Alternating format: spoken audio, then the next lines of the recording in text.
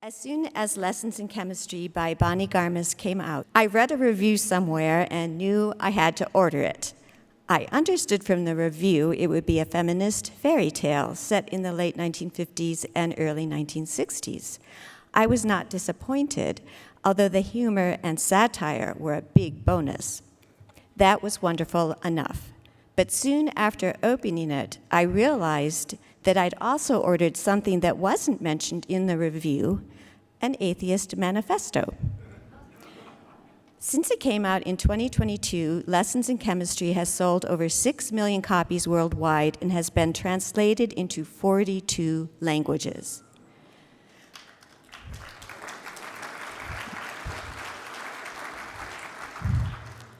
It's won major awards, including Author of the Year. It spawned an Apple TV series, miniseries that came out last fall with Brie Larson. How many of you saw that? Lots of you, okay.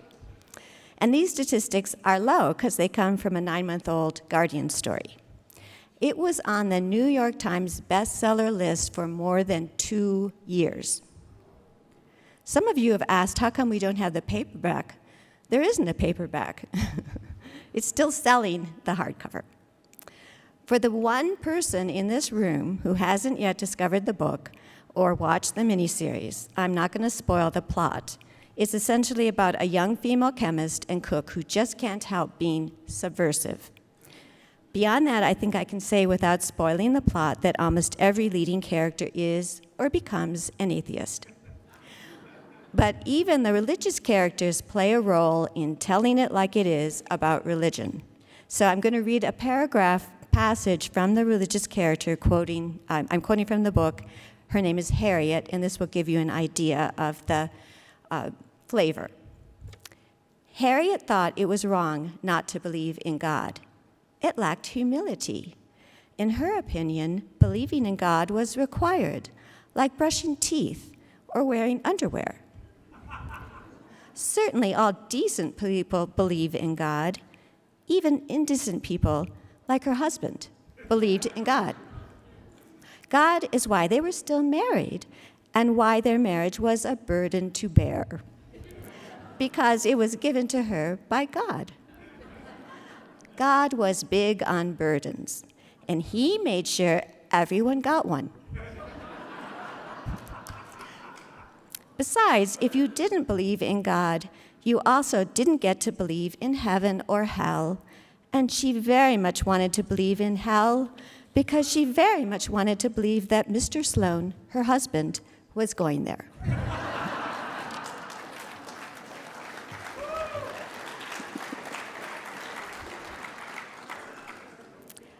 And it's also incumbent to quote from the main character, Elizabeth Willett. This is more serious, and it's all conversational. It's all educating through conversation, but she's conversing with someone who claims that religion humbles us and teaches us our place in the world. Elizabeth replies, "Really? I think it lets us off the hook. I think it teaches us that nothing is really our fault, that something or someone else is pulling the strings, that ultimately we're not to blame for the way things are, that to improve things, we should pray. But the truth is, we are very much responsible for the badness in the world, and we have the power to fix it. We can learn more, we can go further, but to accomplish this, we must throw open the doors." This novel has everything you could ever want in a novel: romance, jokes, trials and tribulations, a beloved child, a beloved dog, lots of unexpected plot twists, and many lessons in chemistry. For feminists, it's balm. For us godless heathens, imagine the power of a book like this, read by millions, that subversively makes atheism utterly charming.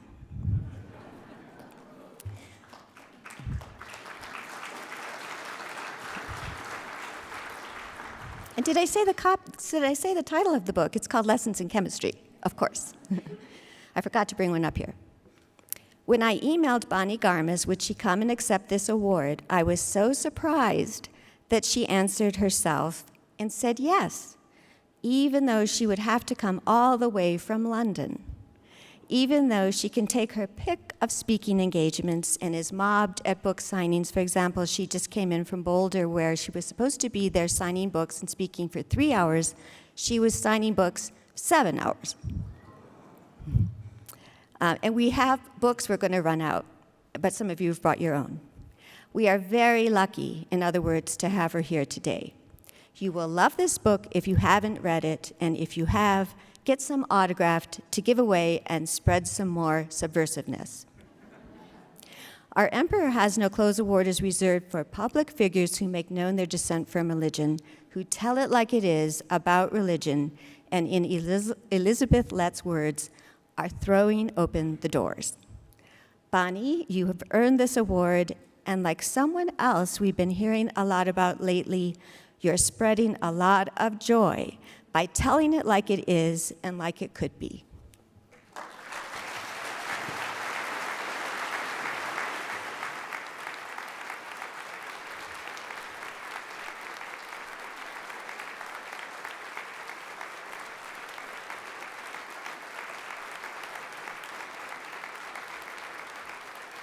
Thank you very much. Hello.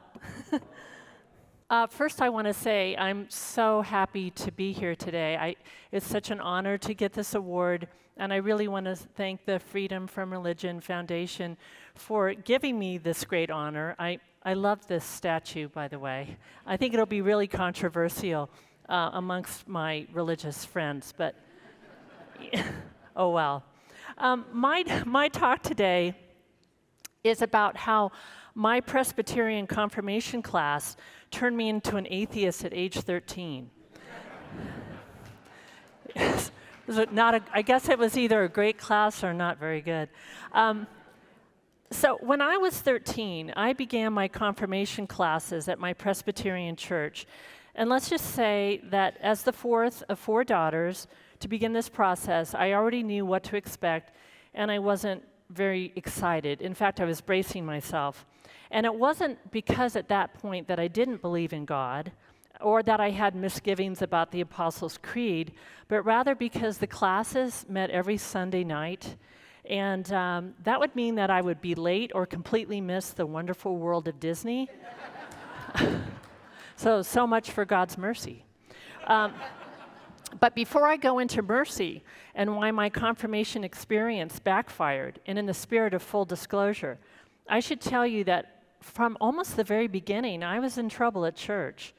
The trouble started at age 6 when I first joined the church choir, which was my parents' idea. All my sisters had done it, so I had to do it too. But for me, this was very problematic. At age 6, I was hugely tall. And I'm a very poor singer. I have absolutely no rhythm. And so when I joined this adorable group of children, I look like Hagrid next to them. And the choir director was not impressed.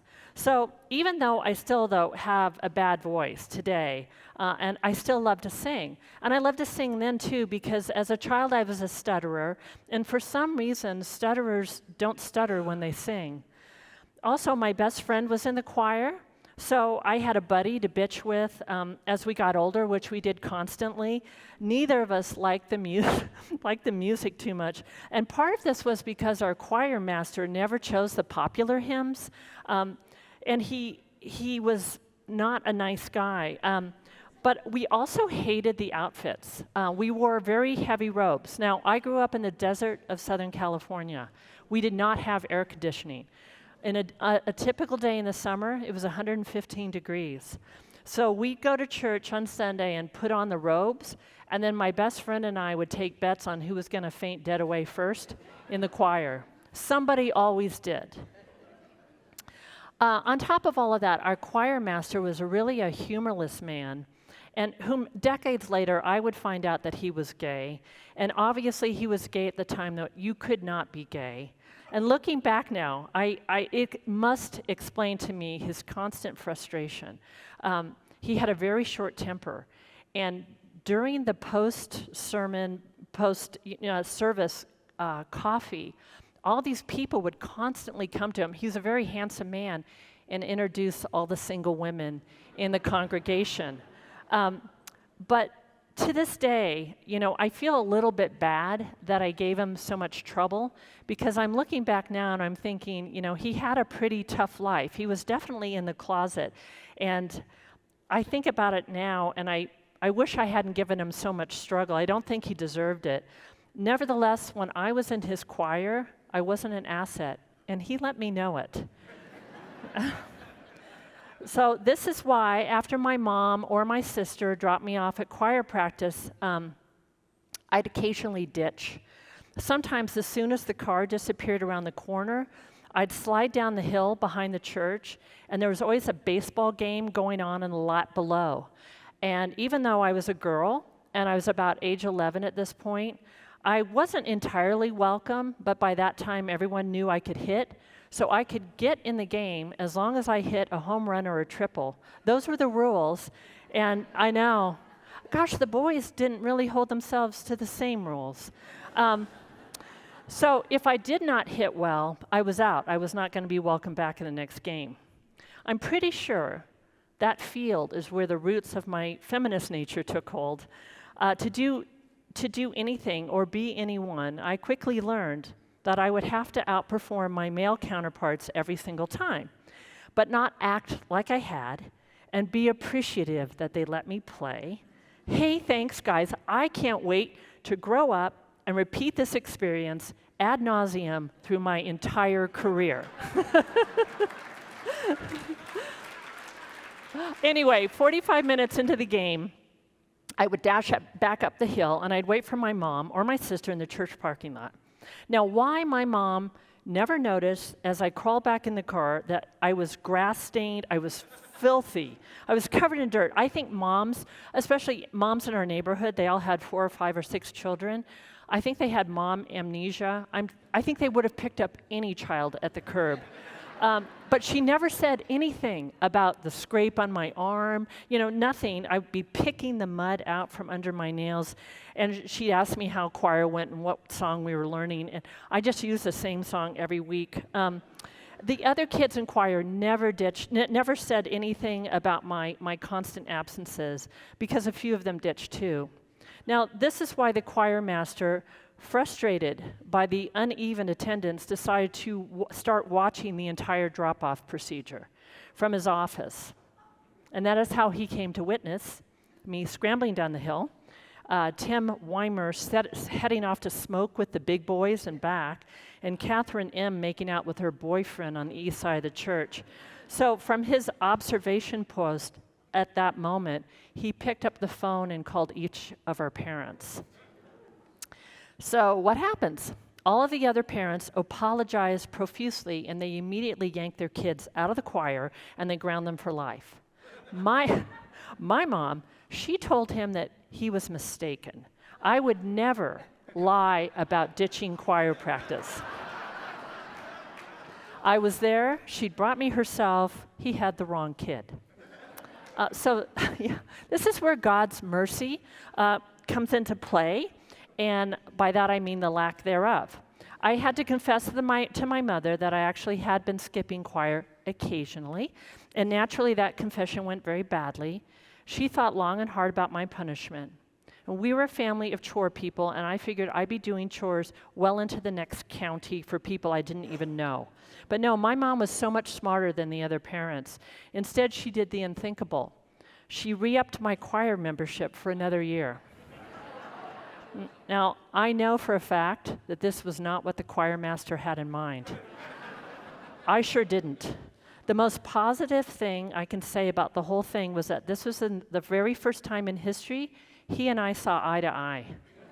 So I went back, and then now every time I got dropped off, my mom or whoever was responsible for taking me saw me in through the door. But the choir master himself had instituted some big changes. Now he took attendance. And this kills me. If we missed too many practices, his big threat was that we would no longer be eligible to sing in Sunday services. What was he thinking? Ditching skyrocketed. But not for me. I was in it for the long haul. So fast forward about 6 months. Easter services were coming, and that meant the choir would attend and sing at all 3 services that day, including the sunrise service, which was held, inconveniently, in my opinion, at sunrise. It also meant that we had to listen to the same sermon 3 times in a row, which to me was yet another indication of God's lack of mercy. So knowing that I would be bored out of my mind, I made a very wise decision.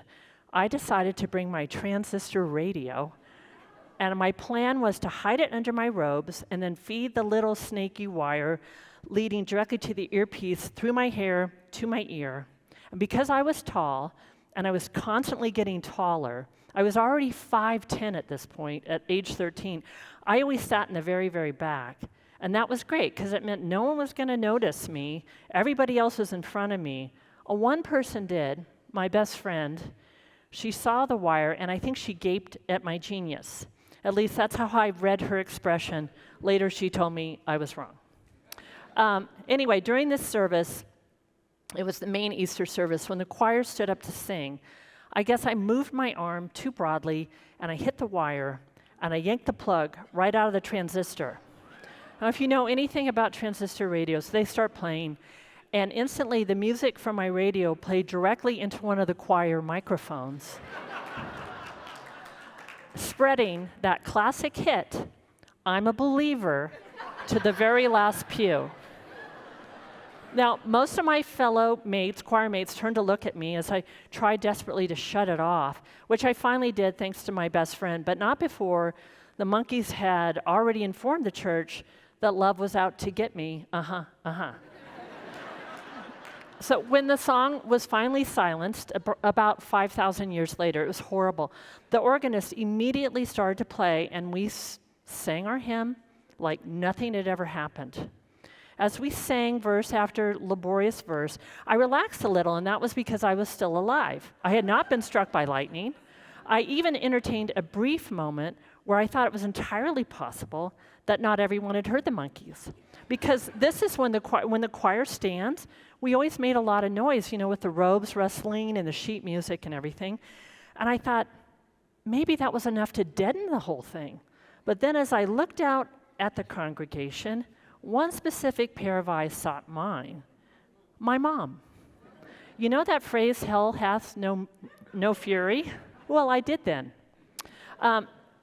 So as we finished and we prepared to sit, the choir master caught my eye and crooked his thumb, and in an obviously angry way indicated that I would not be sitting down. I would be exiting via the side door immediately. And that's what I did. I fumbled past my choir mates and I got out of there. Once in the hallway, I went directly to the practice room and I waited my sentencing. Because I was young, I still had a kind of youthful optimism about myself, meaning that while obviously people had heard the song, maybe there was a small chance that the song itself might work in my favor. I mean, what were the odds that I'm a Believer would play right then on Easter Sunday? I felt pretty good about that. Because, you know what? It could have been Honky Tonk Women. It could have been Itchy Coo Park. It could have been Let's Spend the Night Together. Surely this was a case of divine intervention. Surely God, in His mercy, was finally sending some my way. People were always telling me that the Lord moved in mysterious ways. And I thought, well, wait a minute. Playing I'm a Believer to the whole congregation on Easter Sunday is pretty damn mysterious. But no, after I endured the choir master's angry lecture, I took off my robes and I turned in my sheet music and I slunk off the choir stage forever. And while I was relieved no longer to be in the choir, I knew that the next hurdle was a big one. That was my parents' embarrassment and outrage, and sure enough, both came to pass. So when confirmation came up about a year later, my parents were in the camp of sit up and fly right, and I entered confirmation prepared to do just that. But as I said before, I knew what to expect already, and I was already bracing myself. And this was because I was struggling with a nagging question that religion failed to answer. And again, this is the idea of mercy. It was 1969 at this point. The Vietnam War was in full bloom. We happened to live near an air base where kids shipped off and never returned. 2 of our neighborhood kids in our street died. My brother-in-law was over there. My favorite cousin, who would later die from Agent Orange exposure was over there. None of this made sense to me. And then a couple of years later, my family was transferred abroad to South America, where I would witness the kind of poverty and suffering I'll never forget. Least importantly, I should add, I did pray for a chatty Kathy for 3 years straight, and never once did she make an appearance under my tree. In other words, God's mercy in my experience was pretty hit and miss, and mostly miss. Ditto with prayer. You know, to be honest, at that point, I'd had a lot more luck with wishbones and birthday candles. And yet I still believed in God back then, because what was the alternative? My parents were deacons in the church. Both of them taught Sunday school. My mother was a tireless volunteer in the community. My sisters always attended services. But my parents were also huge readers, and they made me into a huge reader, which now they probably regret. But because I became a voracious reader of both fiction and nonfiction, I started encountering a lot of ideas that made me question everything. One of them was Darwin's voyage on the HMS Beagle. I always loved reading about explorers, but when it came to Darwin, what I really loved was that he offered this different and far more gripping view of how the world was created. At this point, I didn't know that Darwin thought women were inferior. While Darwin celebrated men as energetic and inventive and courageous, women, according to Darwin, were deficient in areas including deep thought, reason, and imagination.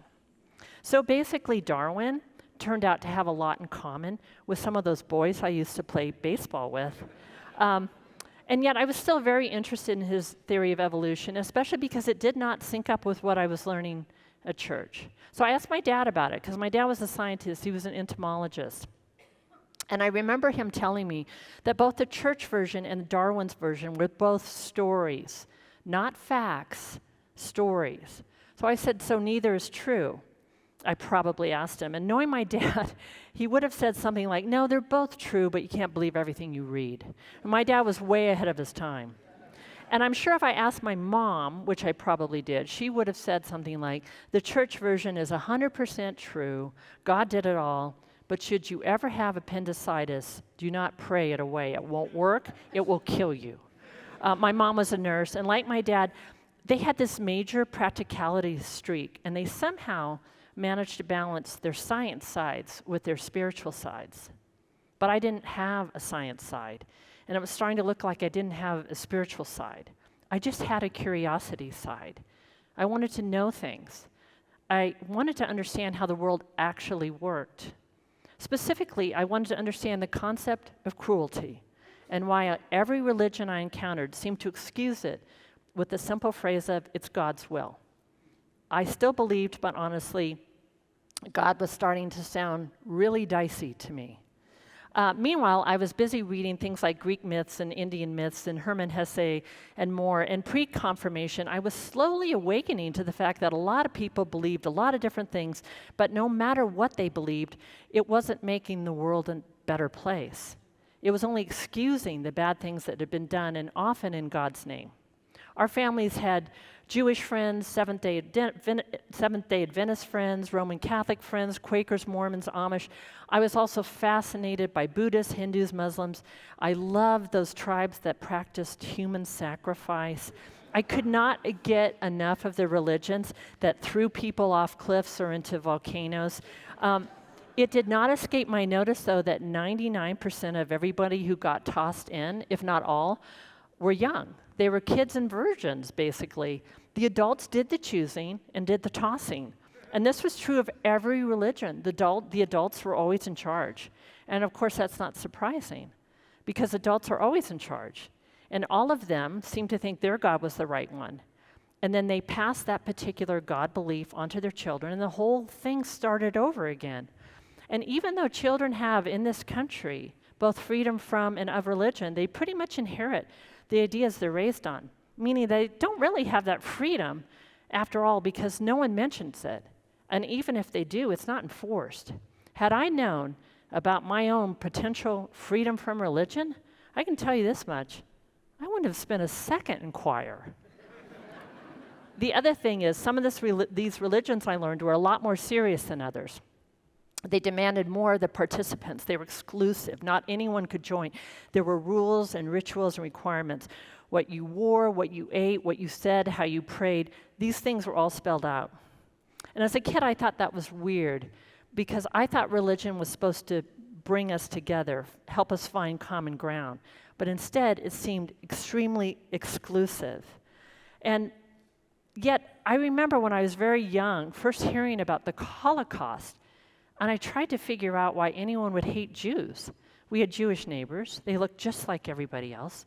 We all did exactly the same things. Why would anyone hate them? It was just like the Vietnam War. None of it made sense to me. So in this way, and I know this is going to sound weird, I felt really lucky that I was raised Presbyterian because compared to the kids I knew learning Hebrew or attending Mass several times a week, I had it made. If anything, the Presbyterians cut corners. For example, in my church, it wasn't wine that represented Jesus' blood. It was Welch's grape juice. Ditto for the body of Christ. Forget the wafers. We chewed small bits of Wonder Bread that I'd helped my mom cut up in our kitchen the night before. And I kind of like that about our church. We seemed practical, cheap even. And because of it, I got this feeling that we were less rigid and that me and all the other Presbyterian kids would ride the Presbyterian bus right up until we could make our own decisions somewhere around 18. And then some of us would get off for good. But getting back to my confirmation classes, we had a youth minister. He was a real hip guy. He had little wire glasses. He had slightly long hair. He was supposed to appeal to us because he was us, except we were 13 and he was 35. And maybe because he was really new at this job, and he was really trying his very best to connect with us, which I give him credit for.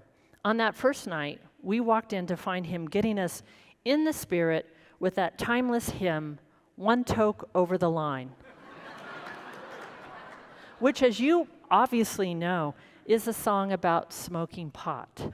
But because it had Sweet Jesus in it, he determined, obviously without asking God or anyone under 20, that if it was actually religious. None of us filled them in because we liked the song, and that song forever connected us to him. He played it every time we walked in. Anyway, the class started with a small lecture and then a quick rehash how God had created the world in 7 days. And then he said, any questions? And I did, of course, have questions. And I raised my hand and I asked him about Darwin and evolution and how that synced up with the version of how the world was created in the church. And he smiled and he said Darwin's ideas were only theories. And there were a lot of theories out there. But in the end, God's version was the only true one. And by the way, when I was talking to him about Darwin, I mentioned the beagle, and he assumed the beagle was Darwin's dog. So I don't mean to make this man sound idiotic, but he was not up on many things, including science. But anyway, I pressed him a little bit more about, how God could have possibly made this. I mean, what about the Big Bang and things, and 7 days and, all of this? And he said, well, first of all, Bonnie, it was 6 days because even God likes his weekends. And second, I remember him saying, this is where faith comes in. You believe it because God says so. You take it on faith because that's what religion is. It's a belief in things you can't explain. You need faith in good times and bad. And I said, and this is where I got in big trouble, but isn't it our job as people to try and understand how the universe works? Make discoveries? Because isn't every discovery once something we could not explain? So if we just accept things as they are, as God's invention, aren't we being fundamentally lazy, closed-minded, incurious, etc.? And he nodded at me thoughtfully, and then he went over to the record player and he put on Up, Up and Away, which he explained was a song about people enjoying God's handiwork from up in the sky. And then he asked all of us, if any of us had been in a hot air balloon. No. And then he suggested that we all might enjoy it. Okay. And then it was time for a break. So while eating potato chips and drinking leftover grape juice, which earlier that same day had been Jesus' blood, a friend approached and suggested that I please stop asking questions because I was making the whole thing go longer. And if everyone did absolutely nothing and just nodded, we'd all get home in time to watch Disney. She had a point. So after the break, I said absolutely nothing. Nevertheless, we still got home too late to watch Disney because the youth minister kept us there listening to Godspell and/or Jesus Christ Superstar while passing out the Bible stories we would be revisiting in the following weeks. That would be the pattern every week. Meanwhile, during the normal school week, I had two friends who were actual Jesus freaks. Now, a Jesus freak was a term that was supposed to be pejorative, but my friends embraced it with zeal. And I really liked these guys. They wore these huge crosses. And in the hallway, one of them would hold up one finger, and the other one would say, "One way, his way." It was like they had this kind of cool code. One of them even took me to her youth study confirmation class, and guess what? It was so much better than mine. It had that kind of Baptist feel, like that really over-the-top enthusiasm. There was so much screaming and shouting. There was a fainter or two as the people felt the Spirit move through them, but it could have been the heat. And I'd never seen anything like it. And I have to admit, I had a great time. But it was really entertaining, but also their refreshments were like, they had ho-hos. It was incredible. So also, the kicker was they didn't do it on a Sunday night. They did it during the week. So these kids never missed the wonderful world of Disney. Meanwhile, I would have to go back to my church on Sundays and return to my regular scheduled programming, and I felt gypped. Like the Presbyterians weren't even trying. We just sat in our little dull circle and we discussed Saul, who later committed suicide.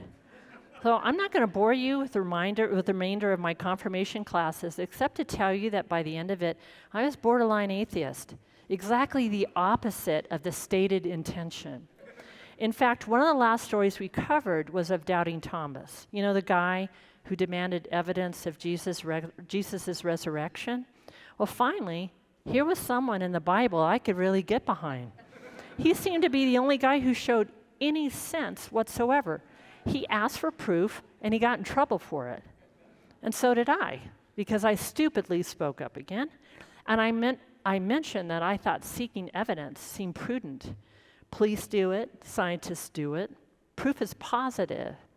So why wouldn't we want proof of these religious beliefs? And the youth minister, who probably by that time had been informed of my sketchy church and choir record, said he thought I might enjoy having this very discussion with the head minister, which is a lot worse than being sent to the principal's office. This man was scary. Also, he had a PhD in theology. I tried to sell this separate meeting with the big guy to my parents as a really honorable thing, a good thing, like, you know, I was going to get a badge or something. But they were not fooled. I spent less than 10 minutes in his office. He was an extremely intimidating man. And he basically said my doubt was foolish, I was embarrassing my family, and God was getting pissed. Stop it. So I did. A week later on Sunday, my parents gave me a gold cross, and the church gave me a Bible, and I was successfully confirmed. But the seeds of doubt had sprouted. I was off to the atheist races, and I could not tell anyone. I didn't want to hurt my family. My parents were wonderful people, and I didn't want to get sent back to the head minister. I just really wanted to understand how the world actually worked. And like, I really wanted to understand why religion kept getting inserted into our government when by law in the Constitution, that wasn't allowed. And why people used religion to cover all of their sins. And why people prayed for mercy when they showed none for others. I also want to know if anyone else had doubts. I didn't know any humanists or atheists back then. The closest I got were the people who my mom called the C&E people who only showed up at Christmas and Easter, presumably for carols and the Hallelujah chorus. But there was really literally no one I could talk to about my doubts. All I had was doubting Thomas and Descartes. Now, most of us know the Descartes expression, cogito ergo sum, I think, therefore I am. But the full quote actually goes like this, dubito ergo cogito ergo sum. In other words, I doubt, therefore I think, Therefore, I am. It started to occur to me that doubt was actually a really good thing, even a great thing, maybe the most powerful tool we humans have in our toolbox, because doubt fuels curiosity. It demands new thinking, and it invites imagination. In other words, doubt spurs us on to find something in incredibly short supply these days, and even back then, which is the truth. Doubt is only rectified in one way, and that is by asking questions. So I started to read those who just weren't doubters of religion, but rejectors of religion. And these guys, they weren't angry people. They were rationalists. They were interested in solutions. They were devoted to the human race. They were determined to make things better. I really liked them. Again, I couldn't tell anybody what I was thinking, but I did find myself writing about this type of person in my book, Lessons in Chemistry. In my book, a woman scientist named Elizabeth Zott goes on national television in 1962 and tells the shocked housewives that not only is cooking actually chemistry, but that she doesn't believe in God. And why? Well, for me and for Elizabeth Zott, it came down to that one word, mercy. You cannot pray for mercy. You can't wish for it. You can't light candles for it. You can't have hope for it. You had to do it. You had to give it yourself. And that isn't religion. That's self-responsibility. If you want things to get better, make them so. Thank you very much.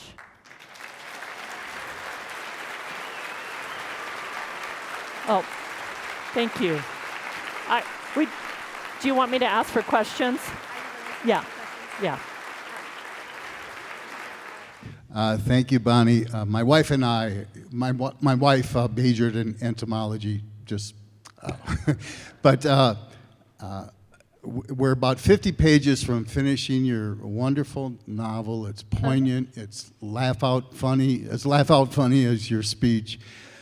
But my question is, how does somebody go from being a copywriter to selling 666 million editions of Lessons in Chemistry?